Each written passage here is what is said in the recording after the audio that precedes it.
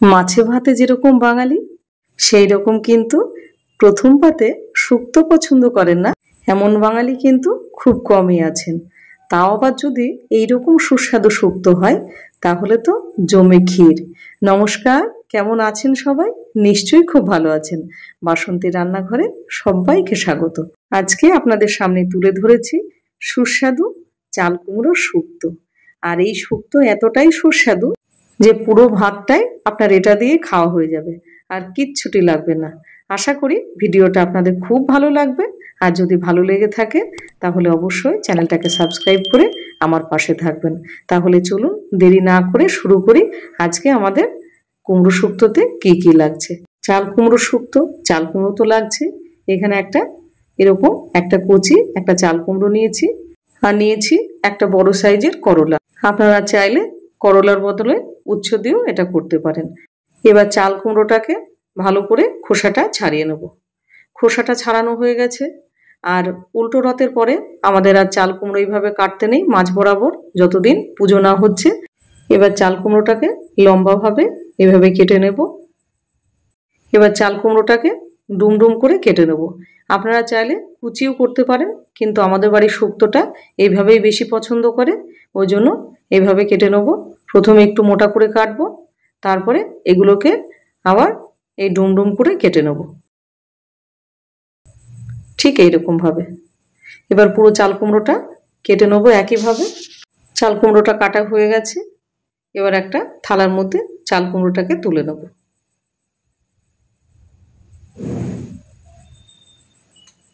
এবার করলাটা কেটে নেব ঠিক এইরকম ভাবে। এবার রান্নাতে চলে যাই।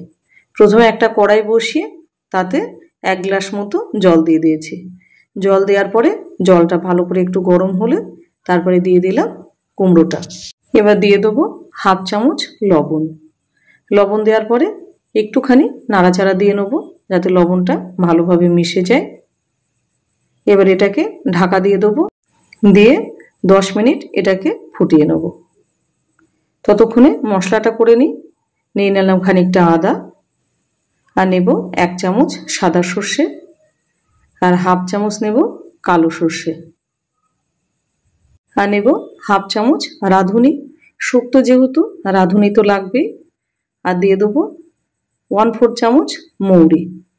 এবার অল্প একটুখানি জল দিয়ে খুব ভালো করে একটা পেস্ট বানিয়ে নেব। পেস্ট বানানো হয়ে গেছে। আর নিয়ে নেব ডালের বড়ি। শুক্তোতে তো বড়ি লাগবেই, এখানে আমি ঘরের বড়ি নিয়েছি। আপনাদের ঘরে না থাকলে কেনা বড়ি ব্যবহার করতে পারেন। 10 মিনিট হয়ে গেছে। এবার কুমড়োটা দেখে নিই সেদ্ধ হয়েছে নাকি। কুমড়োটা সেদ্ধ হয়ে গেছে। আর কুমড়োটা যখন 70% সেদ্ধ হয়ে যাবে তখনই কিন্তু জলটা ঝরিয়ে নেবেন। এবার একটা স্ট্রেনারে আমি এইভাবে কুমড়োটাকে জলটা ঝরিয়ে নেব। আর এই জলটা কিন্তু আমরা ফেলবো না, এটা রান্নার কাজে পরে আমাদের লাগবে। এবার কড়াইতে দিয়ে দেবো খানিকটা সর্ষের তেল। এবার তেলটা ভালো করে গরম হলে দিয়ে দেবো করলাগুলো।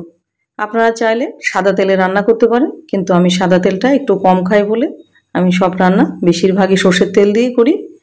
এবার করলাটা মোটামুটি 3-4 মিনিট ভাজার পরে দিয়ে দেবো অল্প একটুখানি লবণ। এবার করলাটা ভালো করে একটু লাল লাল করে ভেজে নেব। করলাটা ভাজা হয়ে গেছে, এবার তুলে নেব। এবার বড়িটা ভেজে নেব। আমি এখানে ঘরের বড়ি ব্যবহার করেছি। আপনাদের ঘরে যদি বড়ি না থাকে তাহলে কেনা বড়ি দিয়ে শুক্তোটা করবেন। আর এই বড়িগুলো প্রত্যেক বছর আমার দিদি ভাই আমাকে তৈরি করে দেয়। এবার বড়িগুলো ভাজা হয়ে গেছে। এবার আগের কড়াইতে যে তেলটুকু ছিল ওই তেলের মধ্যে দিয়ে দিলাম 2টো তেজপাতা এবং 1/4 চামচ মেথি। এবার মেথিটা একটুখানি ভাজা হয়ে গেলে দিয়ে দেবো 1/2 চামচ রাঁধুনি। এবার ফোড়নটাকে ভালো করে ভেজে নেব যতক্ষণ না সুন্দর গন্ধ না বেরোচ্ছে। এবার এটা ভাজা হয়ে গেলে দিয়ে দেবো সেদ্ধ করে রাখা কুমড়োটা। কুমড়োটা দেওয়ার পরে 5 থেকে 7 মিনিট হাই ফ্লেমে কুমড়োটাকে একটু নাড়াচাড়া দিয়ে নেব। 7 মিনিট হয়ে গেছে।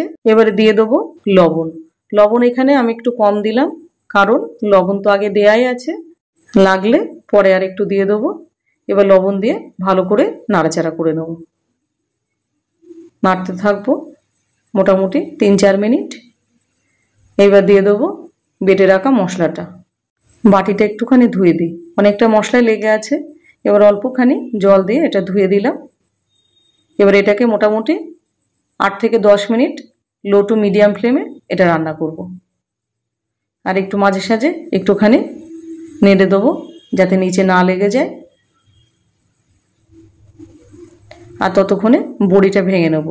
কেনা বড়ির চাইতে বাড়িতে তৈরি করা বড়ির কিন্তু শুক্তো ভালো হয়। এবার বড়িগুলো একটুখানি ভেঙে নেব যাতে ভাঙা বড়িগুলো মুখে পড়লে খেতে ভালো লাগে। খুব স্বাদ এই বড়িগুলোর। এবার ভেঙে নিলাম ঠিক এরকমভাবে, খুব বেশি ভাঙবো না। এদিকে শুক্তোটাও কিন্তু অনেকটা শুকিয়ে গেছে। এবারে দিয়ে দেবো মিষ্টির জন্য বাতাসা, আপনারা চাইলে চিনি দিতে পারেন। এবার ভেজে রাখা করলাটা দিয়ে দেব আর দেব বড়িটা। গ্যাসের ফ্লেমটা কিন্তু লো টু মিডিয়াম রেখেছি। এবার এটা মোটামুটি 7 থেকে 8 মিনিট এইভাবে কষিয়ে নেব সবগুলো একসঙ্গে দিয়ে। এই সহজলভ্য সবজিটির উপকারিতা যদি আপনি একটুখানি জানেন তাহলে কিন্তু আপনার মাথায় হাত পড়ে যাবে যে এর এত গুণাগুণ। যারা ভাবছেন ওজনটাকে একটুখানি কন্ট্রোলে রাখবো, তাহলে সবজির মধ্যে অবশ্যই চাল কুমড়োটা রাখেন। এবার এটা কষানো হয়ে গেছে। এবার যে জলটা রেখে দিয়েছিলাম সেই জলটা, সেদ্ধ করা জলটা আর কি, এটা দিয়ে দিলাম পুরোটাই। এবার এটাকে দিয়ে আর একটুখানি নাড়াচাড়া করে মোটামুটি মিনিট 10 জন্য লো টু মিডিয়াম ফ্লেমে এটা ঢাকা দিয়ে ফুটতে দেবো। আর এই চাল কুমড়ো ডায়াবেটিস রোগীদের জন্য কিন্তু ভীষণ উপকারী। 10 মিনিট হয়ে গেছে। এবার ঝোলটা কিন্তু অনেকটাই শুকিয়ে গেছে। এবার এটা খানিকটা ঝোলঝোল হবে, খুব বেশি ঝোলও না আবার একদম শুকনো না। এবার আগে থেকে জাল করা 1 কাপ গরুর দুধ এখানে দিয়ে দিলাম। এবার দুধটাকে দিয়ে ভালো করে একটুখানি নাড়াচাড়া দিয়ে মোটামুটি 6 থেকে 7 মিনিটের জন্য এটা লো টু মিডিয়াম ফ্লেমে ফুটিয়ে নেব। 7 মিনিট পর ফিরে আসলাম। ঝোলটা কিন্তু অনেকটাই শুকিয়ে গেছে। আর চাল কুমড়ো এরকমভাবে শুক্তো আপনারা কে কে খেতে ভালোবাসেন অবশ্যই সেটা কমেন্ট সেকশনে জানাবেন। তরকারিটা কিন্তু বেশ ঘন হয়ে গেছে। এবার দিয়ে দেবো 1 চামচ গাওয়া ঘি। আর আমাদের বাড়িতে এইভাবে চাল কুমড়ো শুক্তো ভীষণ পছন্দ করে। এবার এটা আর জাল করব না, কারণ এর বেশি জাল করলে তরকারিটা একদম শুকিয়ে যাবে। ঠিক এইরকম অবস্থাতে গ্যাসের ফ্লেমটা অফ করে দেবো। তাহলে রেডি হয়ে গেল চাল কুমড়োর সুস্বাদু শুক্তো। আর এইরকম শুক্তো আপনারা কে কে বাড়িতে কিভাবে রান্না করেন সেটা অবশ্যই জানাবেন। আর যদি ভিডিওটা ভালো লেগে থাকে তবে চ্যানেলটাকে সাবস্ক্রাইব করে, আর হ্যাঁ, একটা লাইক কমেন্ট শেয়ার করতে ভুলবেন না। এই সুস্বাদু শুক্তো একবার হলেও বাড়িতে ট্রাই করবেন। তাহলে আজকে চলি, ভালো থাকবেন, সুস্থ থাকবেন।